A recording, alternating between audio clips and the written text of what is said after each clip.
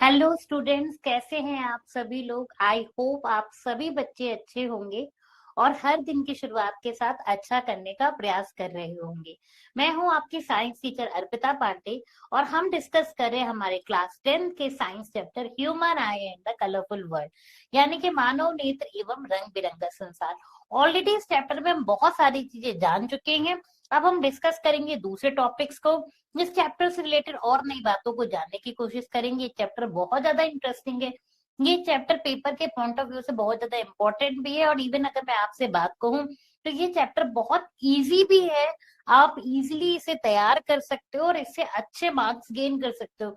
ये चैप्टर कम से कम 5 से 6 मार्क्स के पेपर में क्वेश्चन लाता है और इस चैप्टर को तैयार करने में आपको हार्डली 1 से 1.5 घंटे लगेंगे। ठीक है, आपको करना क्या है, सिंपली इसके कॉन्सेप्ट को अच्छे से समझना है। फिर आपको केवल 10-15 मिनट इसे रिवाइज करना रहेगा कुछ कुछ दिनों के अंतर पे और आपको बहुत अच्छे से चैप्टर याद हो जाएगा। बेटा ये चैप्टर उन चैप्टर्स में से है, मैं ये कह सकती हूँ कि थोड़ी सी मेहनत करी और अच्छे खासे मार्क्स मिले इस चैप्टर से, है ना। क्योंकि इस चैप्टर में चीजें बहुत इजी हैं। सिंपली आपको क्या देखना है कि हमारी ह्यूमन आई में कौन कौन से पार्ट्स हैं, उनके डिफरेंट डिफरेंट फंक्शंस क्या है, ये देखना है। साथ ही साथ आपको ये जानना है कि ह्यूमन आई में कौन कौन सी डिसीजेज होती, कौन कौन से जो कॉम्प्लिकेशंस है जिनको हम क्लिनिकली ट्रीट करते हैं और ठीक करते हैं। ठीक है, किस किस प्रकार से करते हैं, तो ये सारी चीजें आज के हम इस लेक्चर में देखने वाले हैं। तो फर्स्ट ऑफ ऑल मैं डिस्कस करती हूँ कि हमारे आज के इस लेक्चर के टॉपिक्स क्या होंगे। तो आज के लेक्चर के टॉपिक होगा आग का दूर बिंदु यानी कि फार पॉइंट ऑफ द आई, फिर है आग का निकट बिंदु यानी कि near point of the I, and समायोजन की शक्ति, इसी को हम कहते हैं पावर ऑफ एकोमोडेशन। अब ये क्या क्या होता है बस कुछ ही देर में हम एक दूसरे के साथ में डिस्कस करने वाले हैं। तो फर्स्ट ऑफ ऑल स्टार्ट करते हैं थोड़ा बहुत रिवीजन से।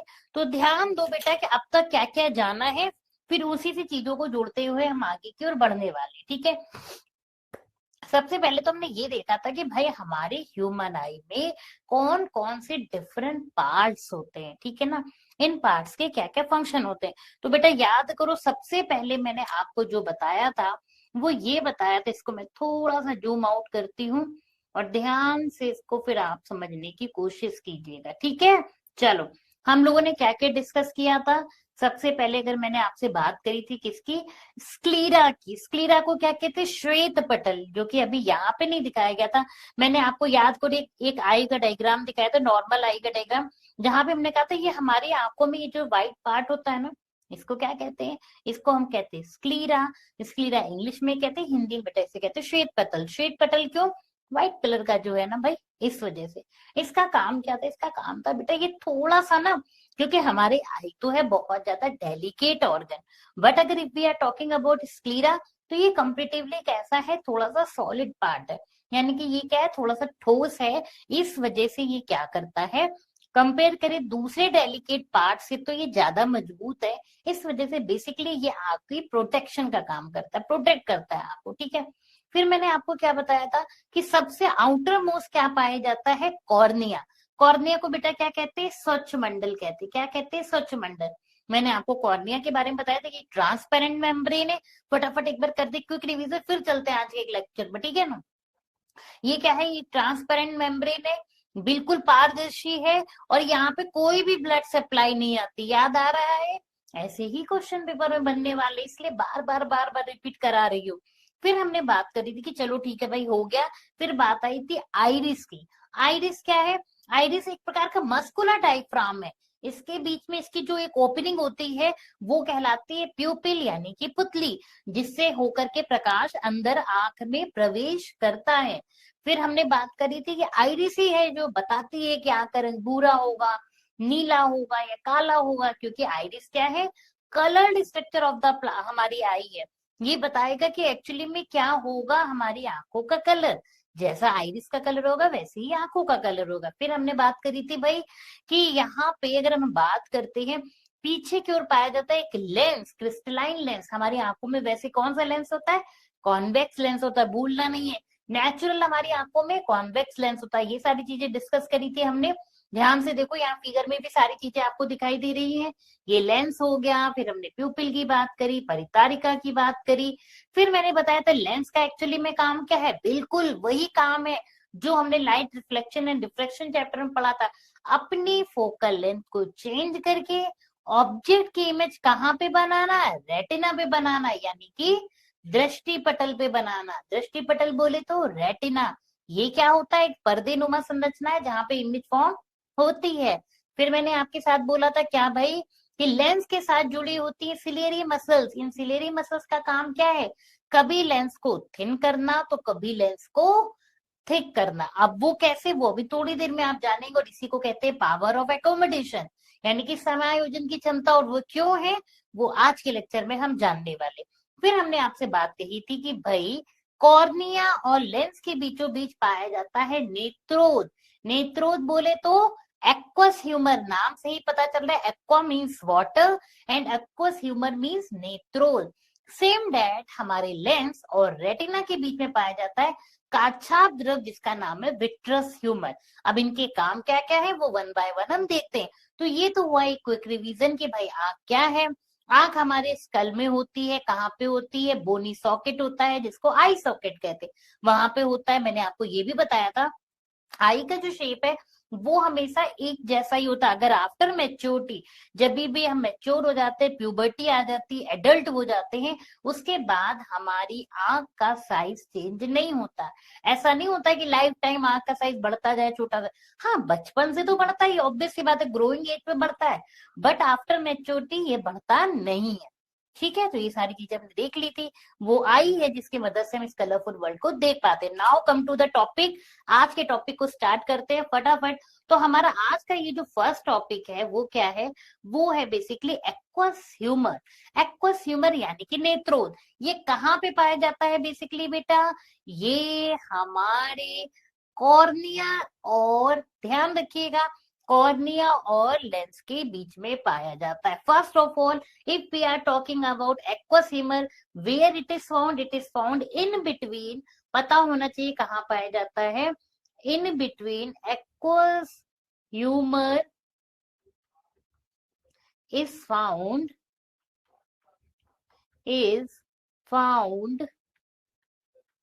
in between, किनके किनके बीच में बेटा, इन बिटवीन कॉर्निया, कॉर्निया बोले तो स्वच्छ मंडल एंड लेंस, ठीक है ना।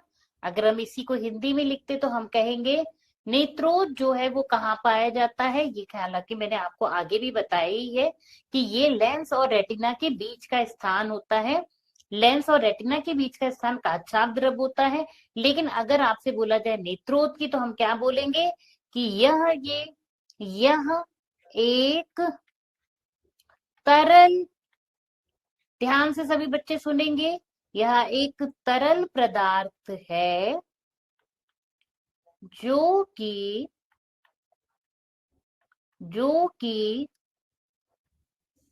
कॉर्निया यानी कि स्वच्छ मंडल, जो कि स्वच्छ मंडल और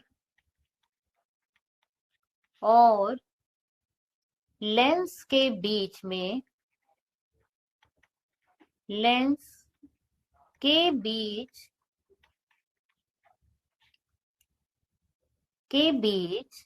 पाया जाता है। ठीक है भाई, चलिए लोकेशन की बात तो क्लियर होती है आप सभी को। अब बात आती फंक्शन की, किसका काम क्या है। देखो सबसे पहले आपको समझना है इस एक्वस ह्यूमर का काम है करेक्ट प्रेशर बैलेंस करना हमारी आंखों में। अब आपको लगेगा प्रेशर बैलेंस करना है आंखों में, बिल्कुल बेटा, हमारे आंख जो होती है, नेत्र जो होते हैं, वो बोनी सॉकेट में एक्चुअल में है तो ये इतना डेलिकेट, सोचो इतना डेलिकेट है। अगर ये लिक्विड जो है, जो लिक्विड क्या है, दो तरह के लिक्विड है, ध्यान से समझिएगा। एक पाया जा रहा है कॉर्निया और लेंस के बीच में, एक पाया जा रहा है लेंस और रेटिना के बीच में। सोचो अगर ये लिक्विड खत्म हो जाएगा तो आंख कोलैप्स नहीं कर जाएगी, सिकुड़ नहीं जाएंगे नेत्र हमारे, डेलिकेट है ना। तो इसके अंदर क्या है, ये लिक्विड जो है वो एक मॉइस्चर मेंटेन करता है, एक करेक्ट प्रेशर बैलेंस मेंटेन करता है, जिससे कि हमारी आंख जो है ना बल्जिंग आउट बाहर की ओर उभरी जैसे रहती है, या कह सकते हैं बोनी सॉकेट में अच्छे से सिचुएटेड रहती है। साथ ही ये क्या करता है, ये नरिशमेंट भी प्रोवाइड करता है हमारी आंखों को। क्या करता है, हमारी आंखों को यानी कि नेत्रों को नरिश भी करता है। कौन, यही हमारा नेत्रोद, ठीक है ना। इसीलिए इसका नाम ही एक्वस ह्यूमर, यानी एक्वस मतलब ये जलीय तरल पदार्थ है, वाटरी लिक्विड है। कहाँ से कहाँ पाया जाता है, कार्य इसका क्या है, इसका मेन काम जो है, मेन फंक्शन क्या है, अगर हम बोले मेन फंक्शन, तो दो मेन फंक्शन है, दो मुख्य कार्य है।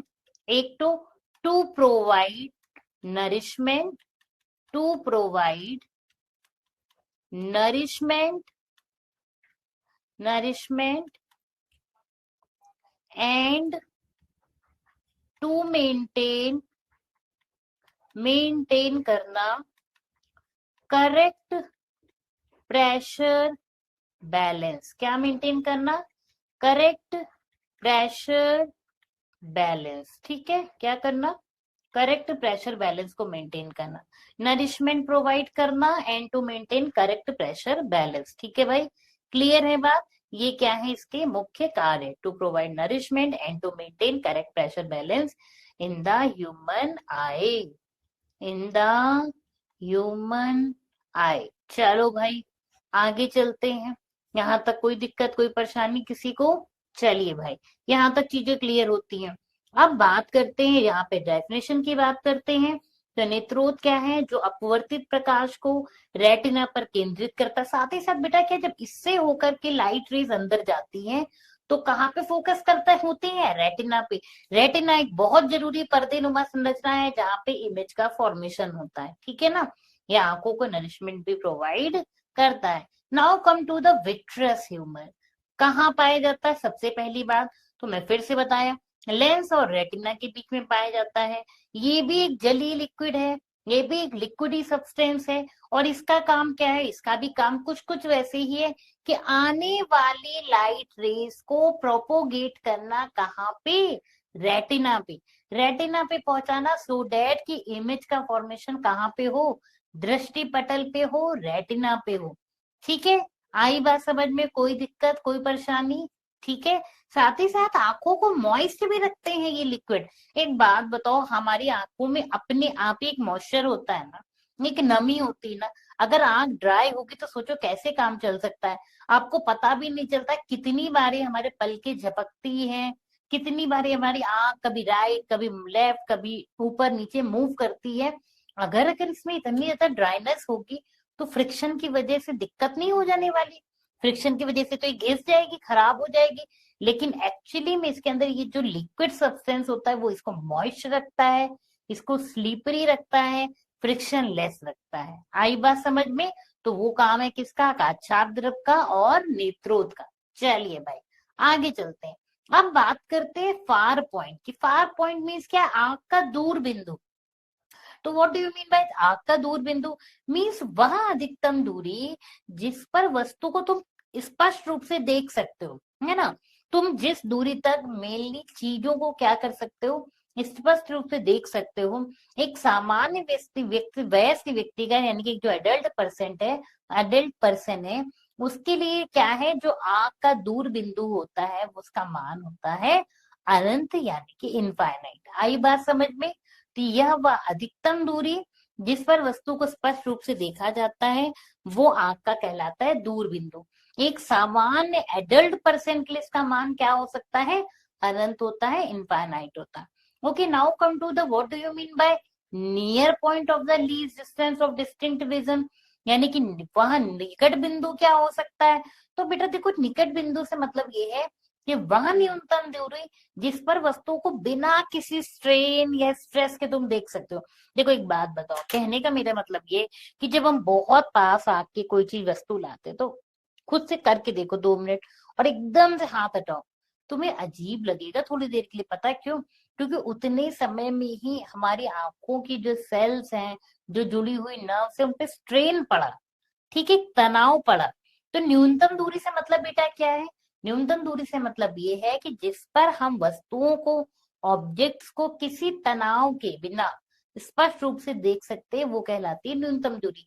एक सामान्य वयस्क व्यक्ति के लिए इसका जो मान है वो लगभग लगभग 25 सेंटीमीटर होता है, और इसकी जो सीमा है, जो रेंज है, वो 25 सेंटीमीटर से इनफाइनाइट तक होती है। मानव दृष्टि के लिए इसकी सीमा क्या है? 25 सेंटीमीटर से अनंत तक होती है। I hope you all are my getting my point. सबको बात समझ में आ रही है? ठीक है, चलो भाई आगे की ओर चलते हैं। अब हम बात करते हैं कि एकोमोडेशन क्या है। एकोमोडेशन का मतलब ये समायोजन। अब आप इसको पहले तो समझो कि एक्चुअली में समायोजन का क्या मतलब है, देन हम समझेंगे कि समायोजन की शक्ति किस तरह से हमारी आंखों से रिलेटेड है।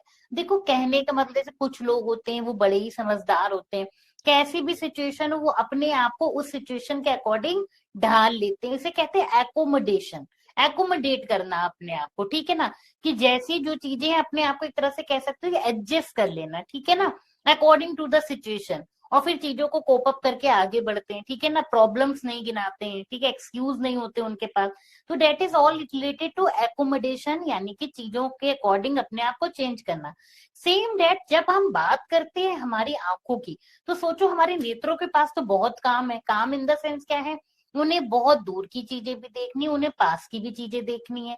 अब इस सिचुएशन में आंखों को क्या करना चाहिए? ऑब्वियस सी बात है, आंखों से मतलब ये है कि हमारे जो लेंस है, जो आंखों का नेचुरल लेंस है, डेट इज कॉन्वेक्स लेंस, यानी कि उत्तल लेंस, उसको क्या करना पड़ेगा? ऑफ कोर्स अपनी फोकस दूरी को चेंज करना पड़ेगा। फोकस दूरी क्यों? क्योंकि हमने अभी ऑलरेडी आपके साथ डिस्कस किया था chapter light reflection and diffraction में, कि फोकस दूरी को चेंज करके हम इमेज की वो चेंज कर सकते हैं। मीन्स कहने का ये है कि अगर हम फोकस दूरी को चेंज करते हो तो अपने आप इमेज की पोजीशन भी चेंज हो जाएगी। अब ऑब्जेक्ट हमारा मान लीजिए जिस तरीके से है, तो उस ऑब्जेक्ट के अकॉर्डिंग जो लेंस है वो अपनी फोकस दूरी को चेंज करता है और कोशिश करता है कि इमेज जो है वो रेटिना पे ही बने। क्यों रेटिना पे ही क्यों बने? क्योंकि जब तक इमेज रेटिना पे नहीं बनती है, यानी कि दृष्टि पटल पे नहीं बनती है, तब तक चीजें हमें विजिबल नहीं होने वाली। यानी कि किसी भी चीज को देखने के लिए, हम स्पष्ट रूप से उसको देख सकें, उसके लिए उसका रेटिना पे यानी कि दृष्टि पटल पे बनना अति आवश्यक है। ठीक है, तो अब बात यह है कि इसके लिए लेंस करेगा क्या? लेंस कभी अपने आप को सिकोड़ेगा तो कभी अपने आप को फैलाएगा। बट क्या लेंस कैपेबल है अकेले इन सब कामों को करने के लिए? बिल्कुल भी नहीं। तो कौन इसकी मदद करता है? इसकी मदद करती है सिलेरी मसल्स, यानी कि पश्चिमाभी पेशियां। अब ये पश्चिमाभी पेशियां क्या होती हैं? देखो बेटा, सिंपल सी बात है, हमारे क्रिस्टलाइन लेंस को होल्ड करके रखती है सिलेरी मसल्स, यानी कि पश्चिमाभी पेशियां। जब ये सिलेरी मसल्स रिलैक्स होती है तो ये क्या करती हैं? लेंस को फ्लैट कर देती है। फ्लैट मतलब पतला कर देती है। इस केस में आपको दूर से दूर की भी चीजें दिखाई देगी। Getting my point? फिर से मैं रिवाइज करा रही हूँ, ध्यान से सुनिए। मैंने कहा कि जब भी सिलेरी मसल्स रिलैक्स होंगी, ये लेंस को फ्लैट कर देंगी। फ्लैट मतलब पतला कर देंगी, पतला मतलब थिन कर देंगी। अब आप now you are able to see the far object. अभी आप दूर की चीजें भी देख सकते हो, ठीक है ना। अब इसके अपोजिट सिचुएशन लेते हैं। मान लीजिए जब भी यही सिलेरी मसल्स कॉन्ट्रैक्ट करेंगी, जब ये कॉन्ट्रैक्ट करेंगी तो ऑफ कोर्स बात है लेंस क्या होगा? सिकुड़ेगा। जब लेंस सिकुड़ेगा तो क्या हो जाएगा? मोटा हो जाएगा। जब ये मोटा हो जाएगा तो ये पास की चीजें भी देख सकता है। सपोज मैं बुक को इतने पास ले आऊं तब भी मैं देख पाऊंगी कि उसमें क्या लिखा है। तो इसे कहते हैं पावर ऑफ एकोमोडेशन। ये टॉपिक बहुत इंपॉर्टेंट है, इससे पेपर में क्वेश्चन हर बार आते हैं, पूछा जरूरी जाता है कि पावर ऑफ एकोमोडेशन क्या है। तो नाउ यू आर एबल, अभी आप सभी क्या हो, बता सकते हो ना कि आंसर कैसे देना है। सारा कुछ किसके वजह से कंट्रोल हो रहा है? सिलेरी मसल्स की वजह से। सिलेरी मसल्स की वजह से फोकस दूरी चेंज हो रही है। किसकी चेंज हो रही है? हमारे लेंस की चेंज हो रही है। अब लेंस अपनी फोकस दूरी को चेंज करके चीजों को देख पाता है। चलो आगे बात करते हैं। आंख के लेंस की अपनी फोकल लंबाई को समायोजित करने की क्षमता को समायोजन कहा जाता है। सिलेरी मांसपेशियों की मदद से फोकल लंबाई को बदला जा सकता है। अब यहाँ पे मैंने प्रॉपर आपको एक फ्लो चार्ट दिया हुआ है। इसी चीज को समझाने के लिए, बेटर एक्सप्लेन करने के लिए एंड मेमोराइज रखने के लिए, आपको लंबे समय तक चीजें याद रहे, आपको एक फ्लो चार्ट दिया। यहाँ पे मैं आपके साथ एक टिप, एक बोनस टिप भी दे रही हूँ आपको। पेपर में अगर आप चाहते हो कि आपको अच्छे मार्क्स मिले, आपकी कॉपी अच्छी दिखे और आपसे टीचर इम्प्रेस हो, ऑफ कोर्स वही टीचर जो आपकी कॉपी चेक कर रहा है, तो आपको कोशिश करनी है कि आप अपने ज्यादातर आंसर्स को एक फ्लो चार्ट के फॉर्म में लिखिए। इससे क्या होता है, जब आप पॉइंट टू पॉइंट आंसर लिखते हैं, आपकी नोटबुक भी अच्छी दिखती है टीचर को, सबसे प्लस पॉइंट। दूसरी चीजें क्या है, टीचर को चेक करने में टाइम कम लगता है, पॉइंट टू पॉइंट आंसर होता है, वो एक अच्छा इंप्रेशन क्रिएट करता है आपके एग्जामिनर के लिए, ठीक है ना। तो कोशिश कीजिए कि जहां पे चीजें आपको कट टू कट पता है, वहां पे आप डायग्राम्स का उपयोग करें, फ्लो चार्ट का यूज करें और इस तरह से आंसर्स को लिखने की कोशिश कीजिए। ये सारी चीजें आपको हैबिट धीरे धीरे अपने अंदर डेवलप करनी है, ठीक है। चलिए अब बात करते हैं पश्चिमाभी पेशियां जब रिलैक्स हैं तो लेंस कैसा हो गया, पतला हो गया, फोकल लंबाई क्या हो गई, इंक्रीज हो गई। इस केस में क्या हुआ, पश्चिमाभी पेशियां सिकुड़ेंगी तो लेंस मोटा होगा, फोकल लंबाई घट जाएगी। अब जब फोकल लंबाई घटेगी तो आप पास की चीजें देख सकते हो, फोकल लंबाई बढ़ेगी तो आप दूर की भी चीजें देख सकते हो, ठीक है। चलो अगर एक बहुत अच्छा एग्जांपल मैं आपके साथ लूं तो एक बात बताओ, ऐसा होता है, आपने भी अपनी डेली लाइफ में इस चीज को जरूर से एक्सपीरियंस किया होगा, जब ये कोई भी व्यक्ति बहुत दूर से आ रहा होता है, तो स्टार्टिंग फेज पे अगर वो दूर से आता है तो हमें थोड़ा थोड़ा दिखाई देता है कि ब्लू कलर की शर्ट पहनी है या ऑरेंज कलर की शर्ट पहनी, बट क्लियरली विजिबल नहीं होता है, ये लगता है कि कोई आ रहा है। तो उस केस में क्या होता है, नेचुरली हम अपनी आंखों को क्या करते हैं, कहते नहीं आंखें फाड़ फाड़ के देखना, तो फाड़ फाड़ के इन द सेंस ये है कि सिंपली जब भी हमारी जो अपने आप ये जो लेंस है वो कैसा हो रहा है, फ्लैटन हो रहा है, थिन हो रहा है, सो डेट कि ज्यादा से ज्यादा जो लाइट रेज है उस पर्सन से रिफ्लेक्ट होके आपकी आंखों के अंदर प्रवेश कर सके और उस व्यक्ति का इमेज आपकी रेटिना पे बन सके और आपको पता चल जाए कि ये येलो शर्ट पहना जो व्यक्ति है वो कौन है, ठीक है। ये सेम डेट है, इस ये सारी चीजें किससे रिलेटेड है, एकोमोडेशन से रिलेटेड। आई होप आप सभी बात को समझ पाए होंगे। नाउ अब हम डिस्कस करते हैं व्हाट इज मायोपिया।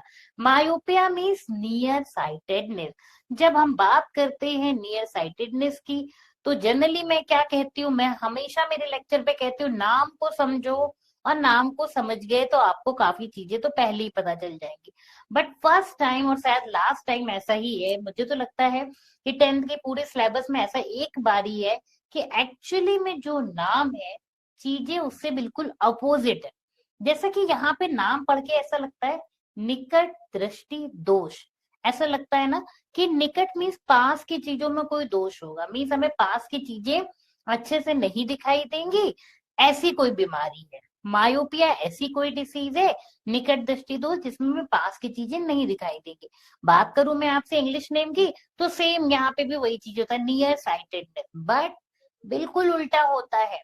पास की चीजें सब दिखाई देते एकदम क्लियर झमाझम, बल्कि प्रॉब्लम होती है दूर की चीजों को देखने में, किसमें, निकट दृष्टि दोष यानी कि मायोपिया में। तो याद रखिएगा यहाँ पे जैसा इनका नाम है उससे बिल्कुल इनका उल्टा काम है। अब बात करते हैं कि एक्चुअली में निकट दृष्टि दोष में ऐसा हो क्या जाता है भाई, कि ये दोष हमारी आंखों में आ जाता है। Even I am also a myopic person, मुझे भी दूर की चीजें नहीं दिखाई देती विदाउट एक्सपेक्ट, इसी वजह से मैं चश्मों का इस्तेमाल करती हूँ। सेम डेट हम बात करते हैं कि अब ऐसा हो क्या रहा है, क्यों हो जाता है। एक्चुअली में मायोपिक पर्सन में जो बेटा किसी भी ऑब्जेक्ट की इमेज है, बहुत ध्यान से समझना है, जो मायोपिक पर्सन है उसमें किसी भी ऑब्जेक्ट की जो इमेज है वो इन फ्रंट ऑफ रेटिना बनती, क्या होती है, रेटिना के फ्रंट पे बन जाती है। अब प्रॉब्लम है, आप बोलोगे बन तो रही है ना मैम, क्या फर्क पड़ता है रेटिना के सामने बन रही है, तो फर्क तो पड़ता है बेटा। एक्चुअली में इमेज जब तक रेटिना पे नहीं बनेगी आपको चीजें विजिबल नहीं होने वाली, बात समझ रहे हो मेरी। किसी भी चीज को देखने के लिए उसकी इमेज का रेटिना पे बनना बहुत ज्यादा जरूरी है। अगर इन फ्रंट ऑफ रेटिना बन रही है या बियॉन्ड द रेटिना बन रही है, दोनों ही केसेस में हमें चीजें विजिबल नहीं होगी। हमें चीज केवल तब विजिबल होगी, ऑब्जेक्ट तब विजिबल होगा जब उसकी इमेज रेटिना पे बने। अब इस दोष में होता क्या है, इस दोष में जो इमेज है ऑब्जेक्ट की वो रेटिना के सामने बनने लगती है। तो निकट दृष्टि दोष से ग्रसित व्यक्ति पास की वस्तुओं को जो स्पष्ट देख सकता है, लेकिन दूर की वस्तुओं को ये क्लियरली देख नहीं सकता है। रीजन मैंने आपको बताया। अब बात ये आती कि स्पेशली कौन से दो कारण हैं, यहां से क्वेश्चन जरूर बनता है। सभी लोग इंपॉर्टेंट इसे मार्क करिएगा। दो कारण होते हैं, आंख के लेंस की अत्यधिक वक्रता यानी कि excessive curvature of eye ball. आपको समझना पड़ेगा क्या, excessive curvature of eye ball यानी कि आंख के लेंस की अत्यधिक वक्रता और नेत्र गोलक का लंबा हो जाना, lengthening of eye ball. What are the two major reasons for this disease? One is आंख के लेंस की अत्यधिक वक्रता यानी कि excess curvature of eye ball, ठीक है ना, या आई लेंस कह सकते हो। साथ ही साथ क्या है, लेंथनिंग ऑफ आई बॉल। ये दो कारण की वजह से जो ऑब्जेक्ट की इमेज है वो इन फ्रंट ऑफ रेटिना बनने लगती। क्वेश्चन पूछा जाता है कि how would it be correct, इसको ठीक कैसे कर सकते हैं? तो सिंपली से बेटा, अवतल लेंस के चश्मों का उपयोग करके आप इसे ठीक कर सकते हो बाय यूजिंग कैसे, स्पेक्टिकल्स, अवतल लेंस वाले। किस तरह से होता है भाई, कुछ इस तरीके से होता है। ये था अच्छा खासा ऑब्जेक्ट, अब इसकी इमेज कहाँ बन गई, यहाँ बन गई। अगर रेटिना पे बनती तो कोई दिक्कत ही ना होती। अब बात आपके मन में ये आनी चाहिए थी कि ठीक है भाई मैम, ये बात तो समझ में आ रहा है कि अवतल लेंस का उपयोग कर रहे हैं हम, आपने बताया, हमने मान भी लिया। लेकिन फिर से मैं कहती हूँ कि वाई का क्वेश्चन जरूर मन में होना चाहिए कि वाई वी आर यूजिंग अवतल लेंस, हम उत्तल लेंस क्यों नहीं कर रहे हैं मैम? देखो बेटा, सिंपल सी बात है, अवतल लेंस कैसा लेंस होता है हमारा, बताओ बताओ, अवतल लेंस कैसा लेंस होता है, जल्दी से बताइए। कन्वर्जिंग लेंस होता है। कैसा होता है? कन्वर्जिंग लेंस होता है। अगर अभी भी आप लोग को याद नहीं है तो गलत बात है, ऑलरेडी हम ये चैप्टर पढ़ चुके हैं ना। कहाँ पे? जब लाइट रिफ्लेक्शन डिफ्रेक्शन में मैंने आपको बता रखा है। तो अवतल लेंस कैसा लेंस है? कन्वर्जिंग लेंस है। ये क्या करेगा पता है, ये लाइट रेस को कन्वर्ज करके रेटिना पे ले आएगा। जैसे ही लाइट रेज रेटिना पे बन गई तो इमेज भी रेटिना पे बनेगी। इसलिए हम यूज करते हैं अवतल लेंस का। आई बात समझ में? हर चीज के पीछे लॉजिक है, बस लॉजिक को पहचानना जरूरी है। अब बात करते हैं निकट दृष्टि दोष की। फिर से वही चीज है कि निकट दृष्टि दोष वाली आंख का जो दूर बिंदु है वो एफ अनंत से कम हो जाता है। क्या हो जाता है? इनफाइनाइट से कम हो जाता है। चलो भाई, अब बात करते हैं कि आंख के सामने रखा अवतल लेंस निकट दृष्टि दोष वाली आंख के दूर बिंदु एफ पर दूर स्थित वस्तु का आभासी प्रतिबिंब बनाता है। अब दूर स्थित वस्तु का क्या कर देता है, जब भी आप इन चश्मों का उपयोग करते हो तो ये क्या कर देगा, आभासी प्रतिबिंब बना देगा, जिससे क्या होंगी, चीजें आपको दिखाई देने लगेंगी। यहाँ पे भी सेम चीज की गई है कि ये देखिए कॉनकेव लेंस हमने यूज किया है, ध्यान से देखो। कॉनकेव लेंस का इस्तेमाल करते ही रेस कैसी हो गई भाई, कन्वर्ज हो गई, ठीक है ना। ठीक है, आई बात समझ में? इसके बाद क्या ही होगा, जैसे ही ये कन्वर्ज करी गई ये बन गई रेटिना पे। आई बात? ठीक है, क्लियर है? चलिए, सॉरी सॉरी सॉरी, गलत हो गया, गलत हो गया। ध्यान से सुनना है, ध्यान से। हम बात आपसे कर रहे थे कि एक्चुअली में अवतल लेंस कन्वर्जिंग नहीं होगा, आगे ही बन गया था ना। कैसा था? आगे ही तो बन गया था ना। ये तो डाइवर्जिंग होता है, यहाँ पे ध्यान से सुनो भाई। ये कैसा होगा, अवतल लेंस कैसा होता है? डाइवर्जिंग होता है नेचर में, ठीक है।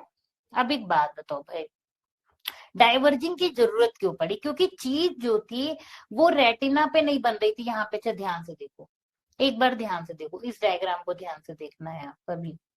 मैं इस डायग्राम की बात कर रही हूँ। जब भी हमने इसका इस्तेमाल किया बेटा तो क्या हुआ कि ये जो इमेज यहाँ कहीं बन रही थी वो इमेज अब रेटिना पे बनने लगी ना। क्यों? क्योंकि ये डाइवर्जिंग लेंस है, इसने लाइट रेस को डाइवर्ज कर दिया, और जो लाइट रेस पहले यहाँ पे ही आ जा रही थी वो अब कहाँ पहुंच गई, रेटिना पे पहुंच गई। जैसे ही रेटिना पे पहुंच गई, इमेज भी रेटिना पे बन गई। बात समझ में आई सभी को, क्लियर है? तो हम यहाँ पे क्यों बोला कि अवतल लेंस का इस्तेमाल करेंगे, क्योंकि अवतल लेंस कैसा है, डाइवर्जिंग है नेचर में। कैसा है, डाइवर्जिंग है। वहां कन्वर्जिंग इसलिए लिख दिया था, थोड़ा सा भूल गए थे, मैं सोच रही थी कि अवतल दर्पण लिखा है। अवतल दर्पण होता तो बात ठीक थी कि वो कन्वर्जिंग है, ठीक है। लेकिन अवतल दर्पण नहीं, अवतल लेंस लिखा हुआ है। ये कैसा होता है, ये डाइवर्जिंग होता है, ठीक है ना, यानी कि अपसारी होता है। और इसने क्या कर दिया, डाइवर्ज करके लाइट रेस को रेटिना पे पहुंचा दिया, इमेज भी रेटिना पे बन गई। चलिए अब बात करते हैं दूर दृष्टि दोष की, हाइपरमेट्रोपिया, फार साइटेडनेस। फिर से वही बात है, जैसा कि इसका नाम है दूर दृष्टि दोष, यानी कि अभी क्या होगा, अब पर्सन को पास की चीजें तो अच्छे से नहीं दिखेंगी, लेकिन दूर की चीजें बहुत अच्छे से दिखेंगी। नाम सुन के ऐसा लग रहा है दूर दृष्टि दोष, यानी कि दूर की चीजों में कोई प्रॉब्लम होगी, बट ऐसा बिल्कुल भी नहीं है। दूर की चीजें तो है बिल्कुल झमाझम, बिल्कुल नाम का उल्टा। लेकिन प्रॉब्लम ये है कि अब पर्सन पास की चीजों को नहीं पढ़ सकता, बहुत पास की चीजें नहीं दिखाई देंगी, तो ये भी तो प्रॉब्लम क्रिएट करेगा ना। ये भी बेटा क्या हो गया, एक प्रकार का डिफेक्ट हो गया, डिसीज हो गई। अब इसे हम बोलते हैं फार साइटेडनेस। को ठीक कैसे करेंगे, पहले तो ये समझते हैं कि ऐसा होता क्यों है। देखो भाई, होता क्या है, प्रभावित व्यक्ति जो है वो दूर की वस्तुओं को तो स्पष्ट देख सकता है, लेकिन वो पास की चीजों को नहीं देख पा रहा है क्लियरली। आंख का निकट बिंदु ही दूर चला गया है। प्रतिबिंब कहाँ पे बन रहा है, रेटिना के पीछे बन रहा है। Point to be noted. फिर से दिक्कत की बात यही है कि जैसे वहां पे प्रतिबिंब रेटिना के सामने बन रहा था, तो यहाँ प्रतिबिंब कहाँ बन रहा है, रेटिना के पीछे बन रहा है। अब प्रॉब्लम ये है कि प्रतिबिंब रेटिना के पीछे बन रहा है, तो क्या कर सकते हैं भाई, कि प्रतिबिंब रेटिना पे बनने लगे।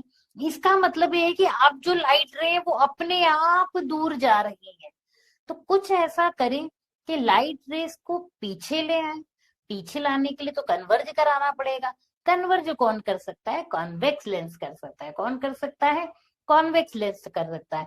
तो सबसे पहले बात ये करते कि चलो भाई ठीक, कैसे करेंगे, वो कॉन्वेक्स लेंस से करेंगे। लेकिन रीजन क्या है भाई, हुई क्यों हमें ये बीमारी, हमें इसलिए हुई क्योंकि आंख के लेंस की फोकल लंबाई बहुत ज्यादा लंबी हो गई। आंख का नेत्र गोलक छोटा हो गया, वहां पे आंख का नेत्र गोलक कैसा हो गया था, बड़ा हो जाता था। लेंथनिंग ऑफ आई बॉल हो जाती थी। फोकस दूरी क्या होती थी, वहां पे बहुत कम हो जाती थी, यहाँ पे बहुत अधिक हो गई है। तो इसकी वजह से दूर दृष्टि दोष यानी कि हाइपरमेट्रोपिया होता है। कैसे ठीक करोगे भाई, उत्तल लेंस का इस्तेमाल करके ठीक करेंगे। आई बात समझ में, क्यों, क्योंकि उत्तल लेंस कैसा है नेचर में, कन्वर्जिंग है। कन्वर्ज करा के लाइट रेस को कहाँ ले आएगा, रेटिना पे ले आएगा। आई बात समझ में सभी को, कोई दिक्कत, कोई परेशानी, जल्दी से बताओ भाई, क्लियर है सभी को? आई होप आप सारे बच्चों को चीजें अच्छे से समझ में आ रही होंगी। रीजन भी मैं बताते चल रही हूँ साथ के साथ ही कि ऐसा क्यों हो रहा है, क्योंकि उत्तल लेंस कन्वर्जिंग है। इसलिए कन्वर्ज करा के वो लाइट रेज जो रेटिना के पीछे जा रही हैं, उनको कन्वर्ज करा के रेटिना पे ले आएगा। जैसे ही रेटिना पे ले आएगा, इमेज भी तो बेटा रेटिना पे ही बन जाएगी। आई बात समझ में, रीजन भी आपको बता दिया, नेत्र गोलक का छोटा हो जाना और फोकल लंबाई का बढ़ जाना। आई बात समझ में, कोई दिक्कत, कोई परेशानी? चलिए भाई आगे चलते हैं। अब बात करते हैं, आंख में दूर की वस्तु का प्रतिबिंब रेटिना के पीछे बनता है, रेटिना पर नहीं। चलिए भाई देखो, यहाँ पे दिख भी रहा है, ध्यान से देखो, ये सारी लाइट रेज यहाँ कन्वर्ज होके आ रही है, यहीं पे तो बन जाएगा। यहाँ ही तो नहीं चाहिए, चाहिए कहाँ पे, बताओ बताओ, रेटिना पे चाहिए भाई। चलिए आगे चलते हैं। अब बात करते हैं, दूरदृष्टि दोष वाले आंख का निकट बिंदु 25 सेंटीमीटर से अधिक होता है। कितना होता है, जो हाइपरमेट्रोपिक पर्सन होते हैं उनका निकट बिंदु जो है वो 25 सेंटीमीटर से अधिक होता है। किसका इस्तेमाल करोगे भाई, वेरी इंपॉर्टेंट, पूछा जाता है। तो आंख के सामने रखा उत्तल लेंस किसका करेंगे, कॉन्वेक्स लेंस का करेंगे। क्यों, क्योंकि कॉन्वेक्स लेंस कन्वर्जिंग है और कन्वर्ज करा करके कहाँ पे ले आएगा राइट रेस को, रेटिना पे। रेटिना पे लाते ही हमें इमेज रेटिना पर दिखने लगेगी वस्तु की। आई बात समझ में? कोई दिक्कत? तो आंख के सामने रखा उत्तल लेंस निकट स्थित वस्तु का वास्तविक प्रतिबिंब रेटिना पे फॉर्म करता है। कहाँ पे करता है? रेटिना पे फॉर्म करता है। इसको कहते क्या है? हाइपरमेट्रोपिया कहते हैं, यानी कि दूर दृष्टि दोष कहते हैं। चलिए आगे चलते हैं। अब बात आती है जरा दृष्टि दोष वृद्धावस्था हाइपरमेट्रोपिया किसे कहते हैं भाई? होता क्या है कि भाई कभी कभी ओल्ड एज होने पर, कभी कभी क्या, जनरली ये तो एक सत्य है, यूनिवर्सल ट्रुथ है, जैसे जैसे एज बढ़ती है ना सिर्फ हमारी आंखें बल्कि हमारे शरीर के सभी ऑर्गन धीरे धीरे अपनी इफिशियंसी को कम करने लगते हैं। अपने आप नेचुरली उनकी इफिशियंसी कम होने लगती है, प्रॉब्लम्स होने लगती है, फंक्शनिंग डिस्टर्ब होने लगती है, और उसका रिजल्ट ये देखने को मिलता है कि कहीं ना कहीं कोई ना कोई डिसीज हो जाती है। जनरली जो ओल्ड एज पर्सन होते हैं उनकी सिलियरी मसल्स अब बहुत अच्छे से कार्य करना बंद कर देती है, या कह सकते हैं कि प्रॉपर फंक्शनिंग नहीं कर पाती है। मीन्स चीजों को अच्छे से सिकोड़ना, ऑब्वियस सी बात है किसको? सिलेरी मसल्स को, पश्चिमावी पेशियों को ही अपने आप को सिकोड़ने का, अपने आप को फैलाने का काम इतने अच्छे से नहीं कर पाती, जिसकी वजह से क्या होता है? फोकल लेंथ में डिस्टरबेंस होने लगता है। मीन्स हमको बहुत दूर या बहुत पास की चीजें दोनों ही नहीं दिखाई पड़ती हैं। इसके लिए क्या किया जाता है? इसके लिए स्पेशल टाइप स्पेक्ट्स यूज किए जाते हैं, जिनको हम कहते हैं बाईफोकल लेंसेस। क्या कहते हैं? बाईफोकल लेंसेस कहते हैं, जिसके उपयोग से जब हमें पास की चीजें देखनी हो तो हम पास वाला भी पढ़ पाते हैं, दूर की चीजें देखनी हो तो हम दूर वाला भी पढ़ पाते हैं। तो यह दृष्टि दोष है जिसके कारण एक वृद्ध व्यक्ति आंख की समायोजन शक्ति नष्ट हो जाती है और पास की वस्तु को स्पष्ट रूप से नहीं देख पाता। जराब दृष्टि दोष व्यक्ति का निकट बिंदु धीरे धीरे पीछे हटता जाता है और वो 25 सेंटीमीटर से भी दूर चला जाता है। अब बात ये आती है इसके कारण क्या है भाई? मांसपेशियों का धीरे धीरे कमजोर होना, लेंस के लचीलापन कम हो जाना, फ्लेक्सिबिलिटी का कम हो जाना। करेंगे क्या भाई? उत्तल लेंस का उपयोग करके दृष्टि दोष को ठीक कर सकते हैं। लेकिन फिर से वही बात आती है भाई क्या, कि अब कभी कभी तो क्या है कि हमें दोनों लेंस वाले चश्मों का इस्तेमाल करना पड़ता। देखा होगा आप लोगों ने, जनरली नाना नानी दादा दादी के जो चश्मे होते हैं उनमें भी कभी गौर कीजिए तो नीचे के साइड पे कुछ अलग तरह के है ना लेंस लगे होते हैं, ऊपर की ओर कुछ अलग, क्योंकि जब भी उन्हें पास का पढ़ना हो तो वो पास का भी पढ़ सके, दूर का पढ़ना हो तो दूर का भी पढ़ सके। तो इस तरह के लेंसेस को हम कहते हैं बाईफोकल लेंसेस। क्या कहते हैं बेटा? बाईफोकल लेंसेस कहते हैं। उपयुक्त क्षमता के अवतल और उत्तल दोनों लेंस का उपयोग करके कभी कभी व्यक्ति मायोपिया और हाइपरमेट्रोपिया दोनों से पीड़ित हो जाता है, दोनों डिसीज से सफर करता है। इस तरह की चीजों को ठीक करने के लिए हमें बाईफोकल लेंसेस का इस्तेमाल करना पड़ता है। आई होप आपको मेरी बात समझ में आई। प्रेस बायोपिया आप लोगों ने अच्छे से समझा, मायोपिया अच्छे से समझा, हाइपरमेट्रोपिया अच्छे से समझा। अब करना क्या है? आपको अच्छे से कॉन्सेप्ट को रिवाइज करके टेक्स्ट बुक से जरूर पढ़ना है और क्वेश्चन प्रैक्टिस भी करनी है, ठीक है ना? तो इस तरह से आपको अच्छे से चीजें समझ में आएंगी। जैसा कि आपको मैं बार बार कहती हूँ, अगर कल को आसान बनाना तो आपको डेफिनेटली आज तो मेहनत करनी ही पड़ेगी, और यकीन मानिए आज की आपकी मेहनत आपको कल बहुत ज्यादा बेनिफिट्स देने वाली है, ठीक है ना? आपको सक्सेसफुल बनाने वाली है। आपको पढ़ाई अच्छे से करनी है कि आप कोई भी चीज तैयार करो, आपको सपोज किसी भी क्वेश्चन में कोई डाउट आ रहा है तो आपको सिंपली क्या करना है? फिलो ऐप डाउनलोड करना है। वहां पे अपने क्वेश्चन की जो अच्छे से पिक्चर आपने क्लिक की है वहां पे एक ऑप्शन मिलेगा, आपको वहां पे उस पिक्चर को अपलोड करना है। जैसे ही आप पिक्चर अपलोड करते हो, अपने क्वेश्चन को अपलोड करते हो, विद इन 60 to 70 सेकेंड्स आपके साथ ट्यूटर कनेक्ट होते हैं। वो लाइव क्लास के दौरान आपकी प्रॉब्लम को अच्छे से सॉल्व करेंगे, आपके डाउट को क्लियर करेंगे। इस प्रकार बिना रुके अच्छे से आपकी पढ़ाई हो सकती है। अगर आपको ये चैप्टर अच्छे से समझ में आया है, आपके कॉन्सेप्ट क्लियर हुए, तो प्लीज आप इस वीडियो को लाइक कीजिएगा, अपने फ्रेंड्स के साथ में शेयर कीजिएगा। मिलती हूँ आपके साथ नेक्स्ट क्लास में, तब तक के लिए bye bye and take care everyone.